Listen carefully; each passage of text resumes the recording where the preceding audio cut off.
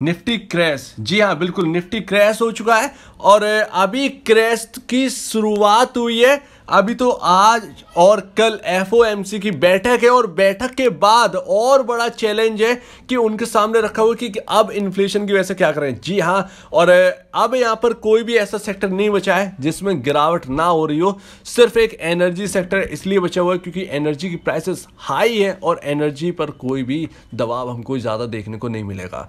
अब IT sector की हम बात करें तो आईटी सेक्टर में दबाव बहुत बुरा आने वाला है और आईटी सेक्टर में दबाव आने वाले इसीलिए आप देख रहे हैं कि इन्फोसिस से लेकर टीसीएस या विप्रो 52 वीक लो के आसपास हैं। अभी आपका आईटी इंडेक्स का यहां पर चार्ट है और हाई लगाया था इसने 4 जनवरी 2022 को 39,446 का हाई था और अब काम कर रहा है यही इंडेक्स का 52 वीक लो के आसपास जो कि है 29,000 या 27,000 में। अभी आपको देख कर बताता हूं।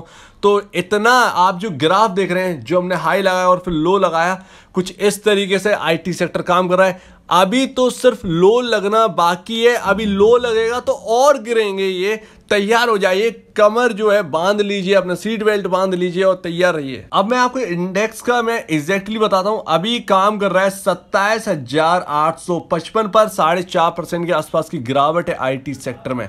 अब देखते हैं सबसे मेन रीजन जिसकी वजह से ये शेयर और गिर सकते हैं आगे चलकर। तो अभी कोई भरोसा नहीं है, अभी आपके सामने कोई भी रिकवरी के चांसेस नहीं है। 2 दिन यानी आज और कल, माफ कीजिएगा कल और परसों जो है बैठक चल रही है और कहीं ना कहीं ये वेडनेसडे के दिन आपका डिसीजन जो है वो टेबल पर आ जाना है कि एफओएमसी की बैठक में क्या डिसीजन हुआ। मैं अमेरिका की बात कर रहा हूं और वहां की जो फेड है वो क्या डिसीजन लेते हैं। क्या रेट हाइक इतने ज्यादा होंगे कि मार्केट यहां पर क्रैश करने की संभावना ज्यादा होने वाली है। अब आप कोई भी शेयर देख लीजिए, माइंडट्री, एल&टी इन्फोटेक, टेक महिंद्रा, टीसीएस, कोफोर्ज, एल&टी टेक्नोलॉजीज, एम्फेसिस, इन्फोसिस, एचसीएल टेक, ये सब 52 वीक लो टच करने वाले हैं ऑलरेडी। अगर हम विप्रो की बात करें, विप्रो यहां पर जो है लो पर लो लगाता वो चला गया। एक लौता शेयर है जिसने लो पर लो लगाया और 750 का स्टॉक 450 रुपए पर चल रहा है, जबकि अर्निंग ठीक ठाक है, ग्रोथ अच्छी है, जो कि कहा जाता है ग्रोथ नहीं है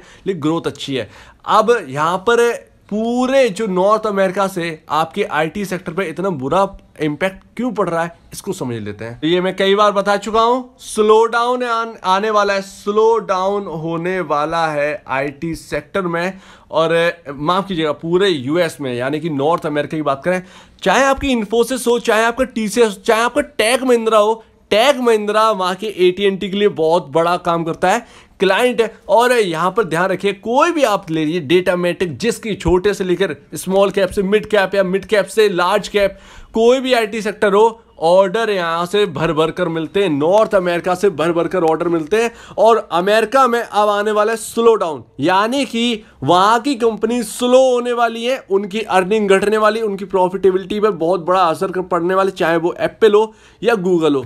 तो यहां पर आपका है क्या कि यहां से जो ऑर्डर मिलते थे नॉर्थ अमेरिका से, और ये ऑर्डर जो है वो इतने बड़े पैमाने पर अब ये देना बंद कर देंगे आईटी सेक्टर कंपनीज को। जिस तरीके से अभी हमने जो ग्रोथ देख रहे थे वो ग्रोथ यहाँ पर ढलती हुई नजर आएगी, कम होती हुई नजर आएगी। ये डर बहुत बना हुआ है और ये यहाँ पर जो दर्शाता है कि जब हमारी अर्निंग जो है वो कम हो जाएगी तो ऑब्वियस सी बात है स्टॉक जो है वो नीचे आने स्टार्ट हो जाएंगे। और नॉर्थ अमेरिका की कंपनी जब कम हो जाएगी, इन कंपनीज की अर्निंग जो है वो कम हो जाएगी, प्रॉफिटेबिलिटी घट जाएगी, तो ये ऑब्वियस सी बात है ये ऑर्डर देना कम कर देंगे, अपने जो साथी लोग हैं उन पर खर्च करना थोड़ा सा कम कर देंगे ताकि ये अपना काम चला सकते। तो जब खर्च करना कम कर देंगे, ऑर्डर देना कम कर देंगे, तो हमारी आय तो घटने वाली है आईटी सेक्टर की। जब आईटी सेक्टर के यहां पर स्लो डाउन आ जाएगा तो ऑब्वियस सी बात है मार्केट में गिरावट होनी ही है। और ये पहले का है, एफओएमसी की बैठक जो आज और कल में होने वाली है, आज 2 दिन की बैठक है,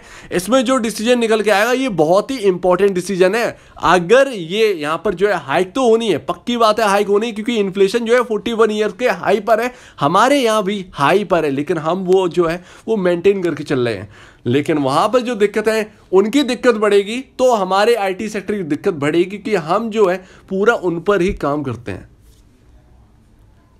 तो ये है एक बड़ी प्रॉब्लम। इसकी वजह से आईटी सेक्टर के स्टॉक्स जो है इंडिया के, वो स्लिप होते जा रहे हैं लगातार, और इस मार से कोई नहीं बचेगा। लगभग 1390 के आसपास इन्फोसिस का लो है। अगर ये एक बार लो लग गया, देन यहाँ पर लो की यहाँ पर जो है शुरुआत हो जाएगी। आप ये नहीं कह सकते कि करेक्शन हो चुका है, पूरा करेक्शन हो चुका है, नहीं, बिल्कुल भी नहीं। यहाँ पर बहुत बड़ी संकट जो है वो पूरे आईटी सेक्टर पर है, और देखते हैं कि आगे क्या होता है। स्लिप होना तो स्टार्ट हो गए। कहें तो वैल्यू बाइंग का भी यहाँ पर कोई भी नाम नहीं ला सकते हैं, ये भी बेकार है।